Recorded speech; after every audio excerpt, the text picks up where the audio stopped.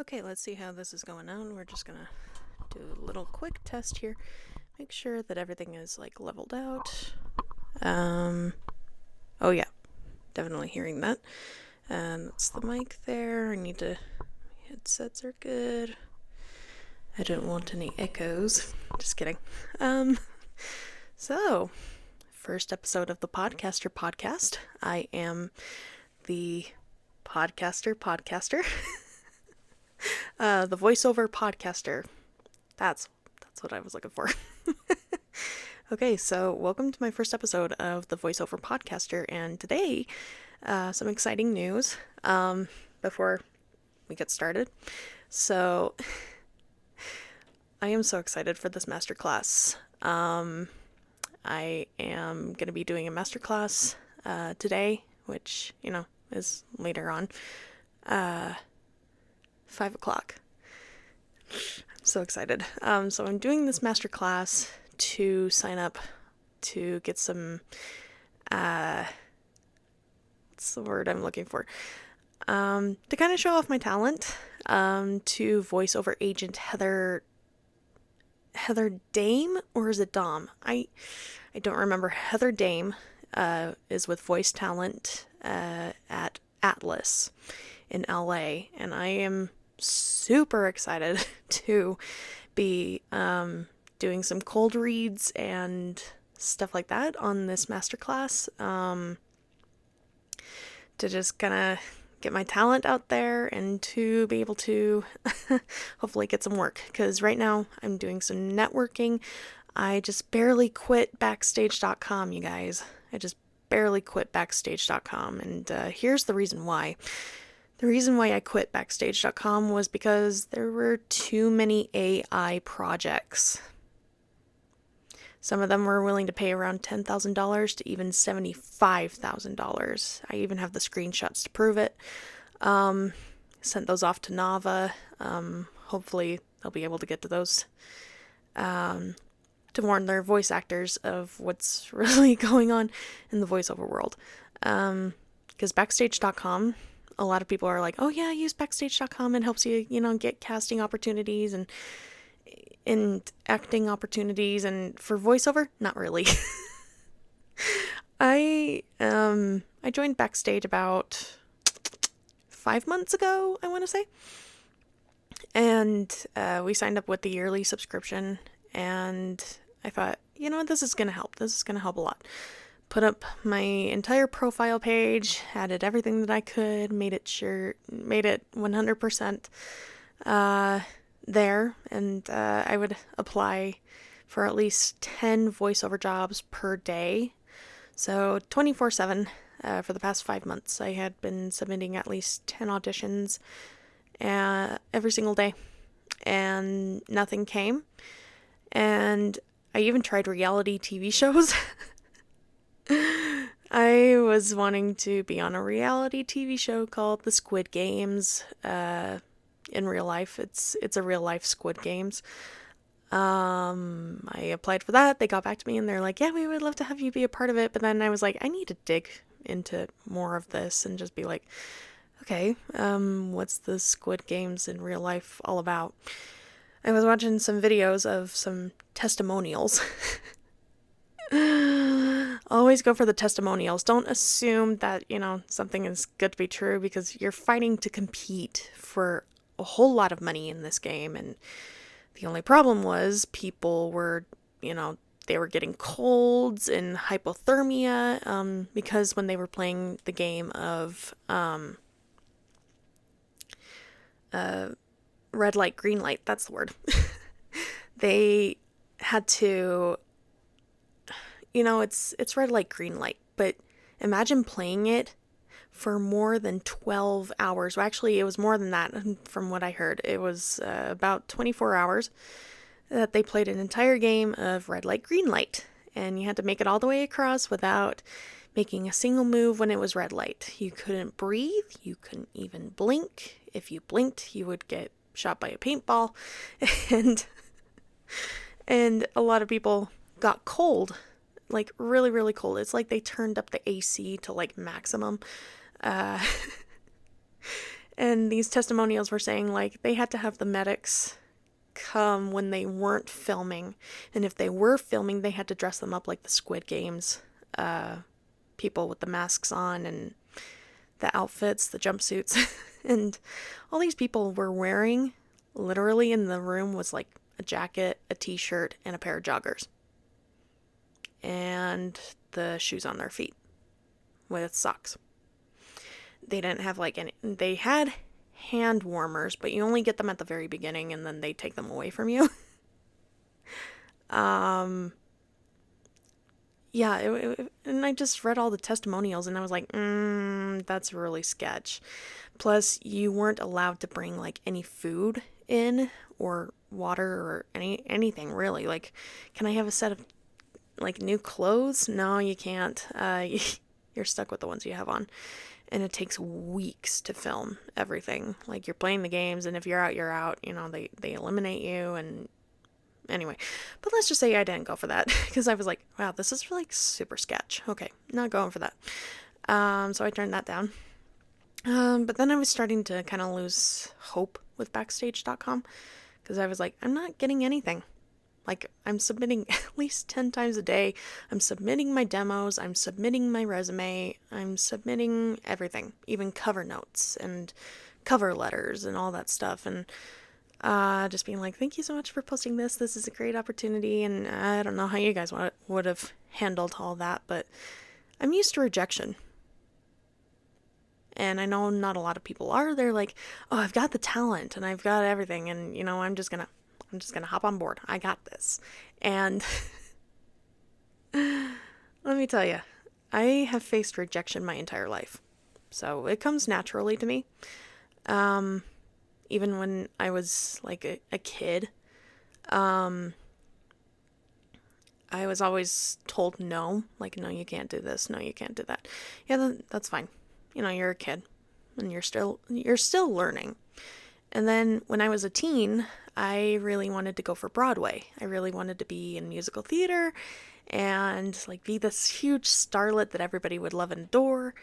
Yeah, rain check. Not everything is glamorous. Auditions would come and I would audition, but I would never get a call back. And when I would ask why I never got a call back was because, well, I got stereotyped. You're too broad. You're too fat. You're not the right height. You don't have the right hair color. You don't have the right eyes. You don't have the, you know, just everything was stereotypical. And I was like, okay. And then I would go and see the shows that I would audition for. And I'm just like, really? They went with that person? And everybody else was like, hey, didn't you audition for that show? Yeah, I went to go see it and it was terrible.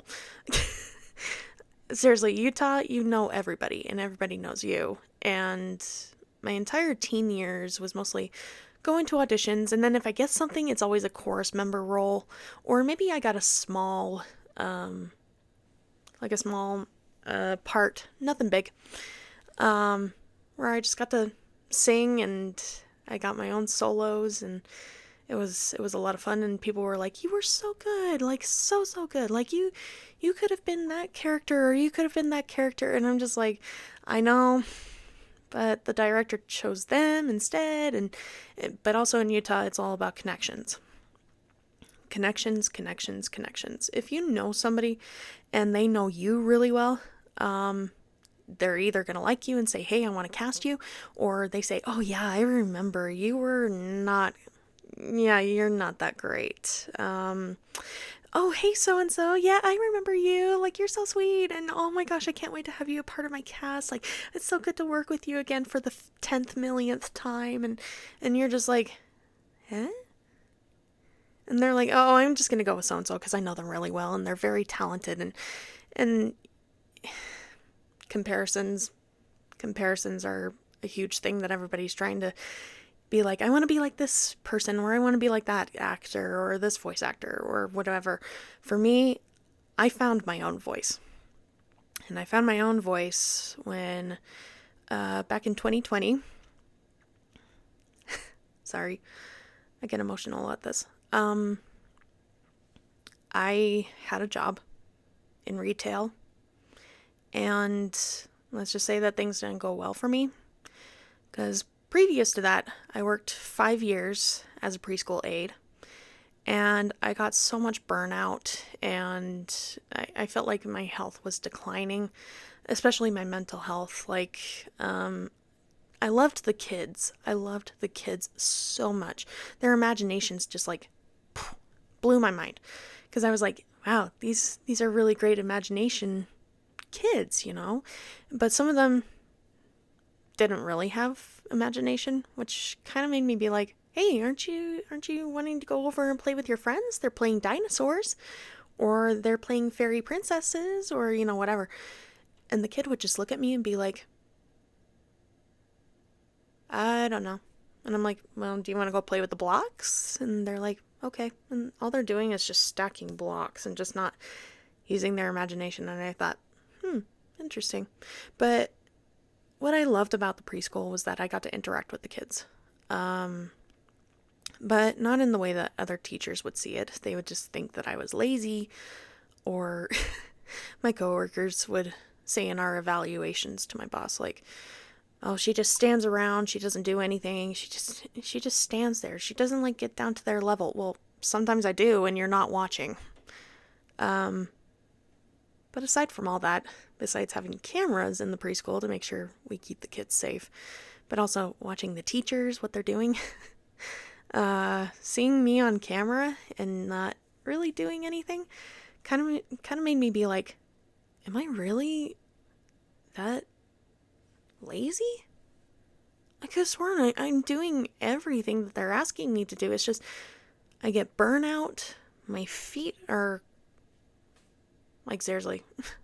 I wore comfortable sandals, and no matter how long I was on my feet, I would be like, oh, I can't wait to get home. I would work from like 7:30 a.m. till 2:30, almost 3 o'clock, and got paid really well. And it was a fun job at first, but then things kind of went all professional. Like, we needed to wear suit jackets, and we needed to wear suit pants, and we had to wear the preschool logo shirt, or we had to wear a nice shirt, like a blouse or whatever. But then I thought to myself, like, what am I doing? What am I doing with my life?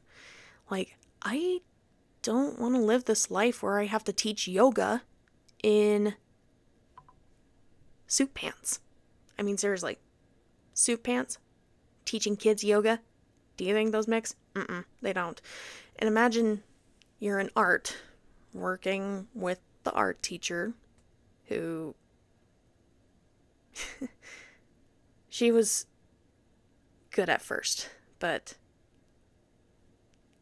wasting time showing kids videos on like her phone on YouTube and being like, oh yeah, like this is how we're gonna make the swamp on a picture, and like blah blah blah. And I'm just like, hello, we need to get with the project. And she's just always like, oh, if I show this one video, then I think the kids will understand. Oh my gosh, we need to get this art thing done. And imagine working in suit pants and a blouse with a jacket. And the kid, they accidentally splatter some paint. Yeah, that's not coming out of the blouse. Even though it does say it's washable, trust me, it's not washable. So, but what I loved about working at the preschool was that I got to use my imagination with the kids. I would bring in little stuffed animals that I would interact with, like little puppetry. And my boss loved it so much that she's like, Can you bring in like bigger owls to like interact with instead of your tiny little ones? I don't think the kids can see that. And I'm like, oh, they see the little ones. They see the itty bitty ones, because when the little itty bitty ones are like pointing to the sounds on the wall, yeah, the kids are so entertained. And yeah, anyway, but I just loved my imagination. I loved, quoting Disney movies, doing impersonations of Disney characters for the kids, and they would be like, oh my gosh. And I would even dress up for special occasions for the kiddos, and they're like, no, we know it's you, Miss M. And I'm like, no, it's not. And just totally into character, and my love of acting just kind of grew after that. And But then, like, when things went professional and it was like, oh yeah, we can't play Disney music, we can't play or any other kids shows music, or you know what, we're just gonna play classical music during their playtimes, and uh for yoga we have some Zen music that's instrumental. And I'm like, okay, like, are we trying to destroy imagination these days? Because what if a kid says, can we listen to a Disney? Oh, I'm sorry, kid, we can't. You can at home. My mom doesn't allow me to listen to Disney music. What? I get that all the time. I'm like, your mom doesn't let you listen to Disney music. Wow. And I get it. Some families are like offended by Disney stuff, but at the same time, Disney has inspired me to do voiceover. Nickelodeon shows have inspired me to do voiceover. Heck, I just barely watched the most popular movie on the planet at the moment, K-pop Demon Hunters. And I'm like, this is what inspires me to do voiceover, because I want to make stories. I want to tell stories. I want to be able to bring kids' imaginations to life. And if they love a certain character that I would portray, or I make my own, then they're like, I want to be like that character. Like, oh my gosh, that character is so good. But yeah, and you know, as soon as things were kind of looking bleak for me with the preschool job, I then moved to retail for at least a year and a half. That didn't go so well. 2020 was horrific, because Utah, we were very, very laid back. We were like, yeah, you can go anywhere you want, just, you know, be sure to wear a mask and, you know, hand sanitizer, all that stuff. I was working in retail at the time, and I was told, oh yeah, you still get to come to work, you still get to, you know, do everything that we do every day. And I was just like, okay, like, cool. So I guess this whole thing is like, you know, whatever. Sorry, I had a little burp for a minute. TMI. Anyway, so 2020 I'm working, and one of my coworkers got a promotion at our work, and they also wouldn't stop talking about their dates and you know, all that stuff, and just kind of everybody seemed to be picking on me, because no matter how hard I tried to be kind and help customers that I knew needed help right away, like I had one coworker scold me for I had to do an imprint on a book for this one customer because they needed to give it to their grandson by later that afternoon, and they needed it done right away. And I thought, you know what? I'm the fastest imprinter. I can do this. So I go to the back. I start doing my usual, like, making sure everything's aligned and stuff like that, and I get it done. And I get it, you know, I do it correctly and the way that I was taught. I was very good at paying attention to my mentor who helped me do imprints and stuff. Then another coworker comes into the back and he's like scolding me, like, it's really busy out there. You shouldn't be out here. You shouldn't be back here imprinting. You need to be out on the floor. And I'm like, but I'm almost done, I swear. But this person needs it, and I don't care if they need it right away. They can pick it up tomorrow. And I'm like, well, it's for a grandson's birthday and they can't wait until tomorrow. It's this afternoon. And he's just like, well, you better get your butt out on the floor. And I'm like, so heed him. He was much older than me. And I didn't give a crap. So I was like, I'm finishing this imprint whether he likes it or not. So I finish it. I give it to the lady. She's so grateful. She's just like, oh, thank you so much. You are so kind. And I'm so sorry that I got you into trouble. And I'm like, no, it's okay. I understand that you needed it like right away because your grandson's birthday thing is like in an hour. And so I wanted to make sure that we got everything done right away for you. And that's how I was with all the customers. I was like, oh, when do you need this done by? And they'd be like, I need it by like later tonight. What time do you guys close? And, give the usual business spiel. But every single time I would try to do something right, I always got scolded. Being like, like, no, that's not your job right now. It's so-and-so's job right now. And I get that. We had a schedule laid out, but that person was busy doing other things and not heeding to the schedule. And so I would say, hey, are you going to go like do this right now? If not, do you want me to do it? Because this person needs it by this time. And like I've told them like beforehand, but they didn't listen to me. I was the only observant one in that entire group. And that's where I get my skills, is observing. Observation is key, especially in my life. Anywho, long story short, let's just say that my job was starting to go downhill. I was getting bullied a lot. I was definitely being pushed around like a beaten wife, which I'm not married. I would just say I was pushed around like a rag doll, kick the cat to the curb and just be like, oh, she's so worthless. She's blah, blah, blah, and just totally putting me down. My mental health was declining. And like I would start thinking of like I would have panic attacks. Had one at work. I didn't even know what a panic attack was until I had it. But this is where rejection comes in. We get rejected at everything, especially for people like me, because I'm on the autistic spectrum, and my memory and my brain and everything that's going inside that this creative brain of mine is not like everybody else's. If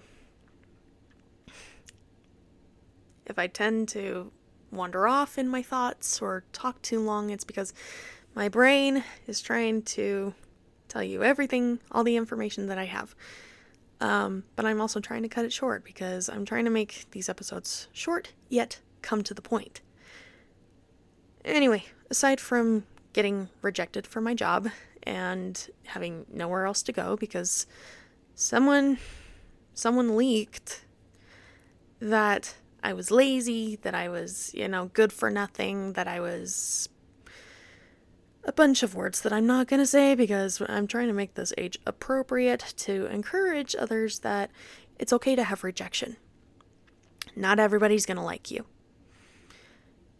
I had to learn that the hard way. And even though I've grown up with such a wonderful community around me, like my friends, my neighbors, but sometimes the neighbors' children would be very, very judgy, and I literally had no one to sit by at church besides my mom and dad. Which I know is sad, but I never was good at making friends growing up. It seemed like all the ones that I would meet, excuse me for a second, all the people I would meet in my life and then I would try to befriend them, they would either stab me in the back or they would leave me, take my other friends with them, and manipulate them into thinking, oh, she's a weirdo, she talks to herself, it's crazy, and just like, I never was the most popular kid. Let's just say I was always the kid that was always sitting at her desk alone. Everybody else is chatting among themselves and like making friends and such. I tried making friends, but I always ended up with toxic ones. I would try to be with the more nicer kids because I knew I was a nice kid. But sometimes those nice kids were very deceitful. It was a nightmare. I'm like, I'm never going to have friends, am I? And yeah, for a while I had so-called friends at my jobs. I thought I was making some in high school, but they turned out to be very toxic and would always degrade me and pretty much destroy my happiness and cut me down. Which is why I spent most of my time alone. And I still spend time alone. I have my family, thank goodness. I have family for my friends. I don't have like any other friends outside of my family that I can say, hey, do you want to go to Starbucks? You want to go have lunch or whatever? I take myself out on lunches. I take myself everywhere. I go shopping by myself. I go to the mall by myself. I go to Marshall's, TJ Maxx by myself because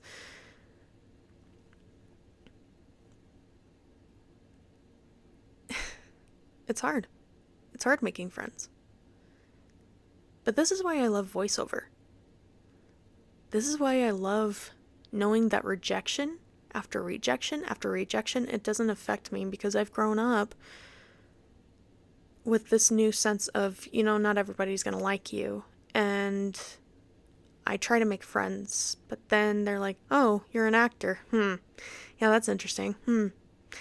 Yeah, oh, you're into voiceover. Oh, that's really cool, but that's not what I'm into. I'm mostly into fashion and shopping and, like Barbie girl stuff. Like, oh, let's go to Nordstrom Rack and try on dresses or, yeah, the only time I'm ever going to try a dress on is when I go to the Nava Gala and I need to pick out the right dress for a black tie event. But this is why I love voiceover. Here's my reason. I've been born with a beautiful gift. A very dynamic range that is so rare that people are like, how on earth did you do that?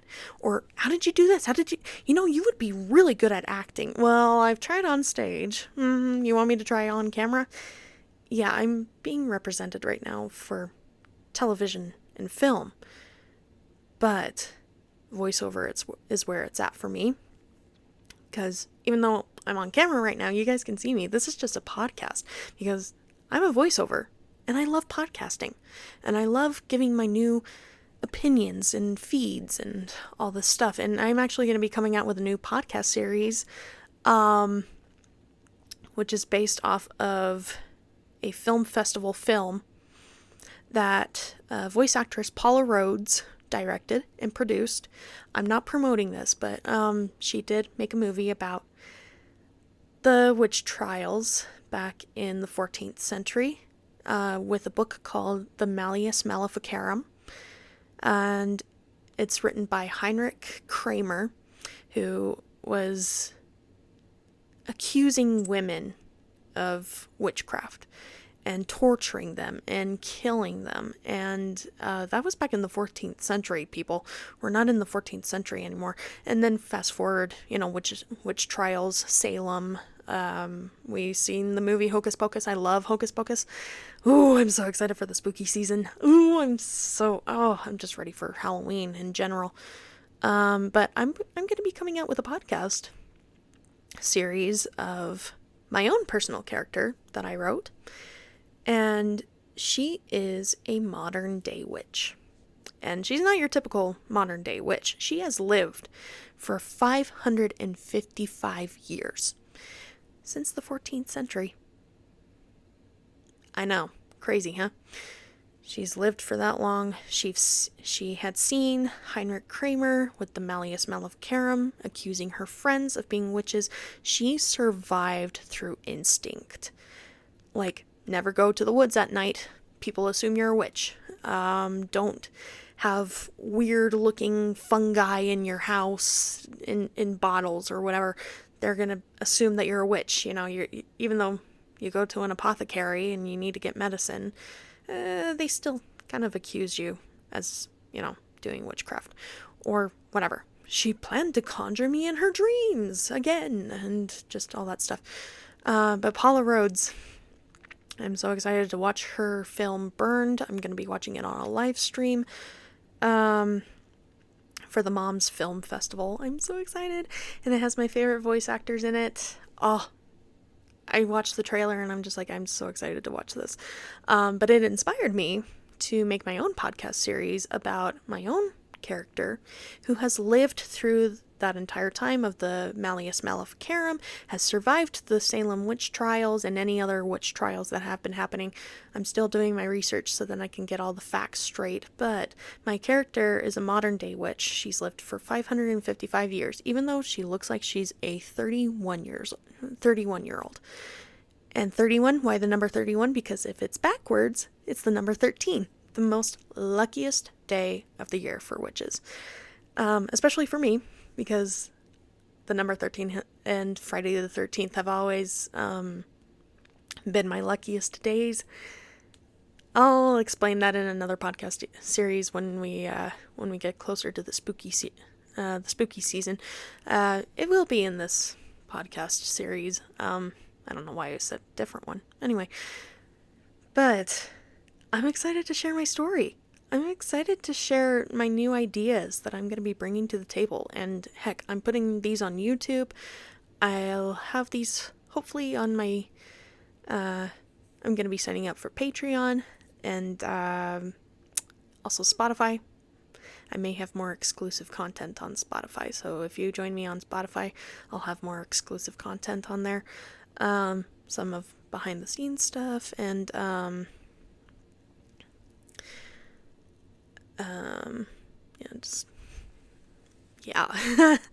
what else do I have to say? Rejection. Sorry, I keep on rejection happens. Rejection always happens to everybody, whether we try out for a soccer team or we submit an essay for an essay contest, or we want to become a part of the science fair, but then our project doesn't get picked for first, second, or third. You just keep being you. I know I'm still being me, because being me means I can do what I want. My own voice wants to be heard. We all have a voice. But we also get rejection that comes with it. And sometimes you don't get rejection. People finally see you for who you are. And that's why I love voiceover, is because I can be anything I want to be. I can record my voice. I can say, hey, you got this. Being behind the microphone, behind the camera, and reading a bunch of lines, and you really have to bring your character to life. You have to bring them to life, is what I'm saying. You bring that character to life, whatever character you're given. And I'm sorry if I stutter a little, but and I have a lot of ums in this. I apologize. That is one thing a voice actor needs to be aware of, is that you don't have too many uhs or ums or clears or popping P's or Sylvan S's or, whatever. Just bring characters to life is what makes the magic of a voiceover come to life. The voiceover actor is the one in charge of the character, and we're the ones bringing the stories to life. But in my next episode, I'm going to go over some AI stuff, because AI has kind of taken over. But we're fighting for that. We are fighting against AI for a reason. Because all creativity is made by you, and you alone. Don't rely on technology to change everything. If you decide that AI is the way of the future, you're wrong. I'm not anti-AI. I use it for useful information. Like, how can I make a gluten-free, dairy-free, soy-free dessert for my Hashimoto's thyroiditis? How do I get from point A to point B on a road map on my Google Maps? Or I'm having trouble with this app. Can you help me fix it? Or, that kind of stuff. I always use AI for useful information, not to steal other people's information. Lots of people have been using AI lately to steal voiceover actors' voices for projects and for educational purposes. Which, in reality, if you see a job that's like, yeah, we're willing to pay you $10,000 if you come and record your voice with us for this educational video or for this one project or whatever, if they're paying you more than I think the magic number is 750. If you go past 750, like they're paying you 950 up to like 10,000, then that is a red flag. And I've been taught that by Nava. If you need more information about AI stuff, definitely go to Nava, navavoices.com.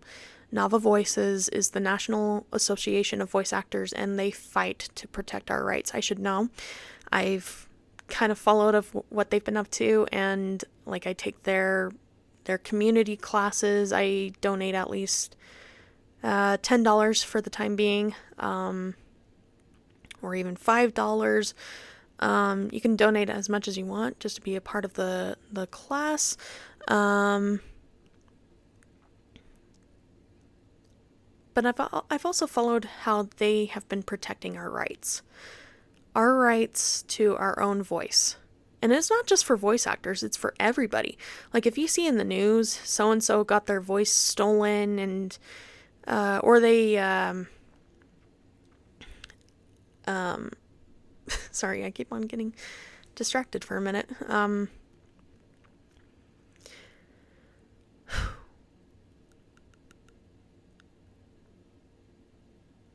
Yeah, I just totally lost my train of thought because I'm getting massive text messages for my class. It's like, tomorrow's my last film and television class, and they're like, we need to find a script. Anyway, Nava.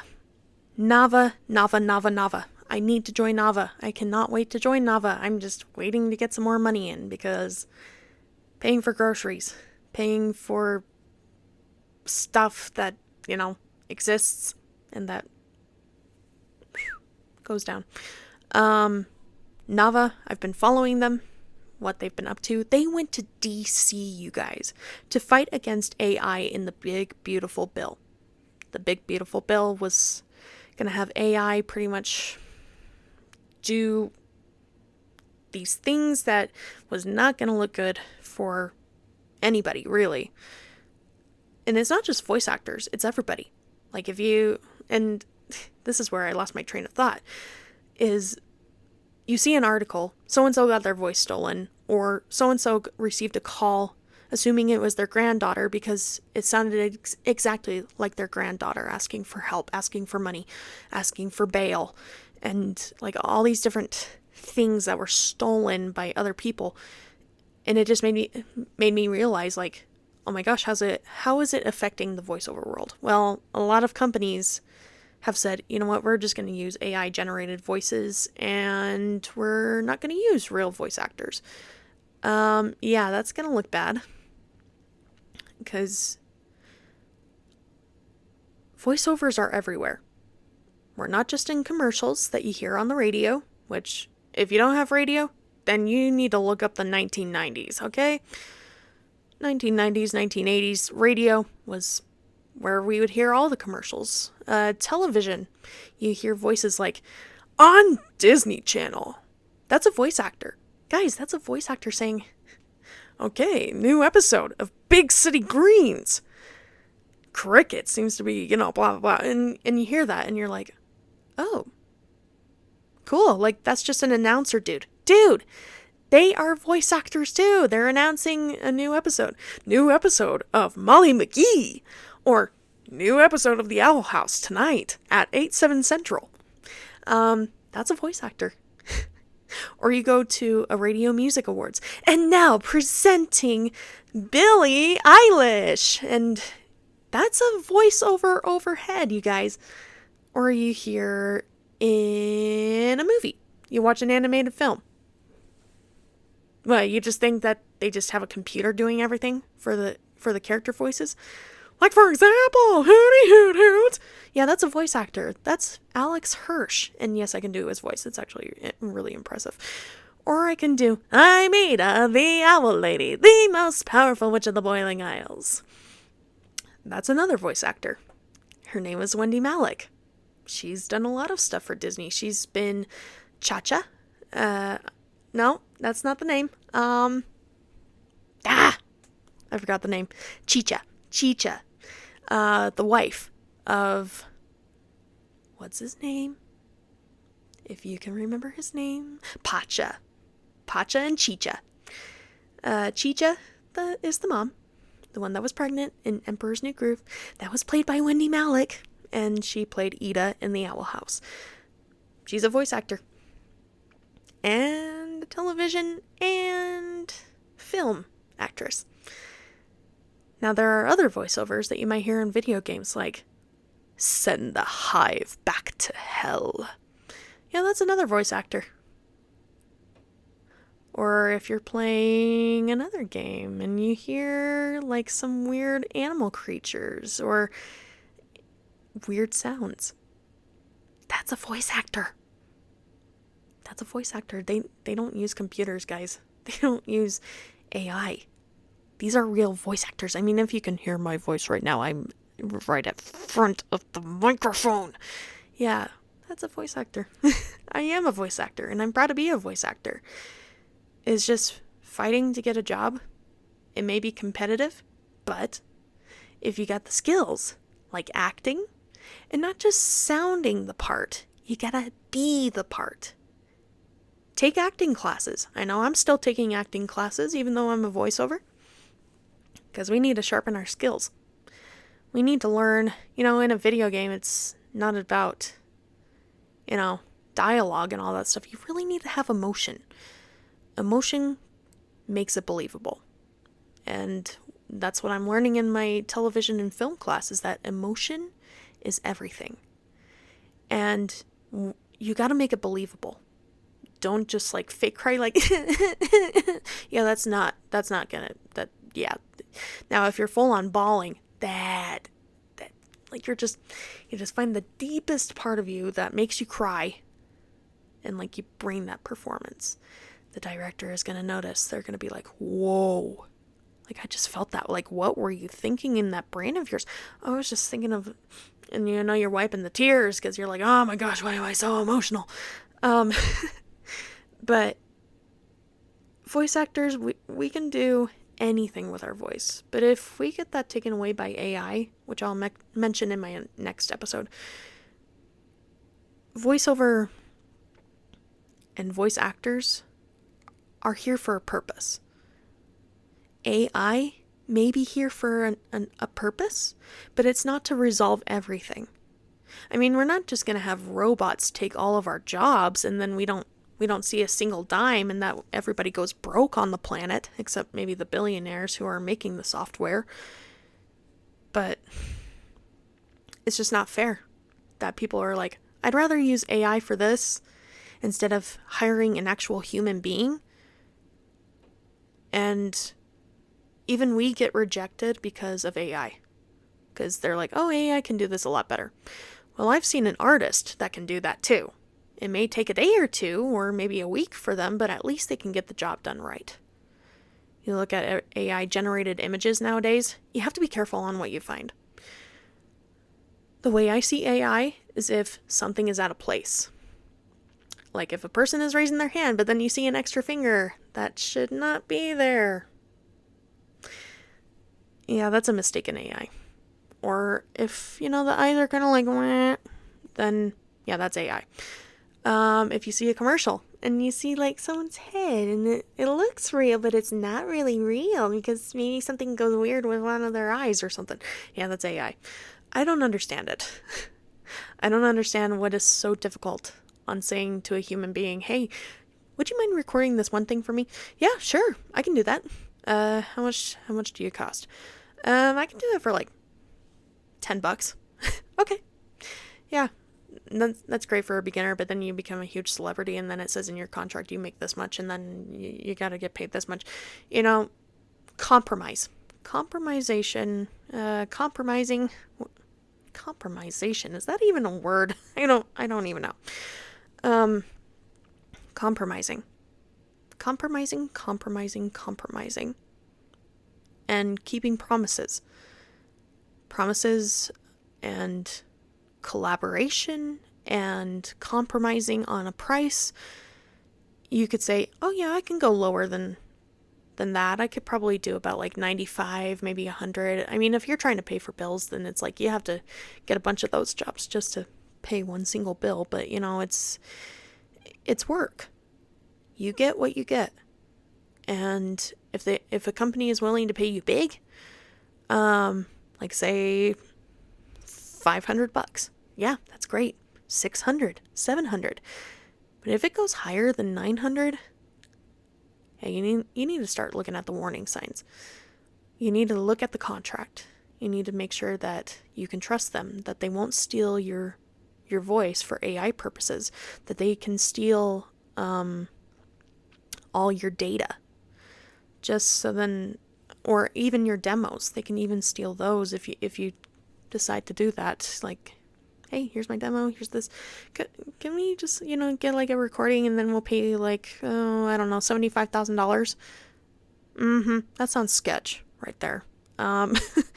Because number one, they could be using it for data and you don't even notice it in your contract. Two, that's why you jump on Nava Voices. They have everything that you need to look for within a contract. And this is why I am so excited to be a part of Nava when I get my money and I can sign up with them for my yearly membership, because they're the ones that can help protect you from AI. And another voice actor that I adore and admire, they even started their own little company where they're also protecting voice actors from stolen data. Because they had their voice stolen more than numerous accounts, and I would love to have them on this podcast to help explain that, but they're really good.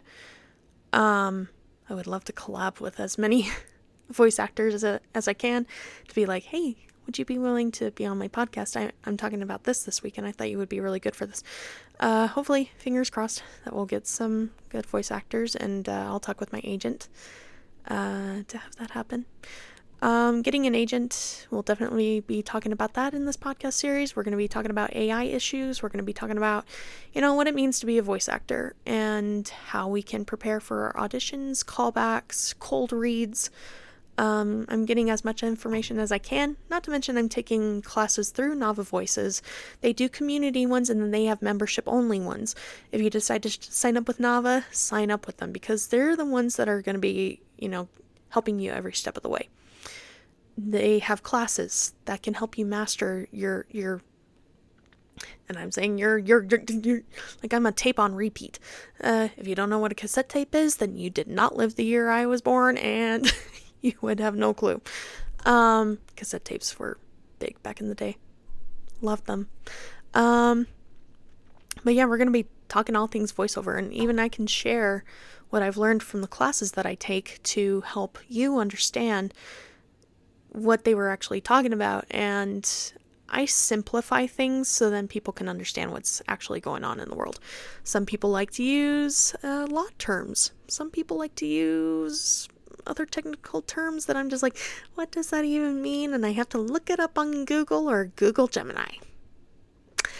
Yeah, that's fun. That is really fun. But I love to simplify. And I can't wait to share this amazing podcast series with you guys. And I'm going to hop off. I got some lines to read, and wish me luck. Tonight is my night that I have this masterclass with Atlas Talent Agency to do some voiceover, and hopefully, fingers crossed, we'll see how it all goes. And if I get an agent through Atlas, I would be forever grateful. It's just, I am ready to move on to the next chapter of my life, even though it's only been 5 months. It seems like I have been very blessed, and I just want to say that, life can be hard, but look for the positives in your life.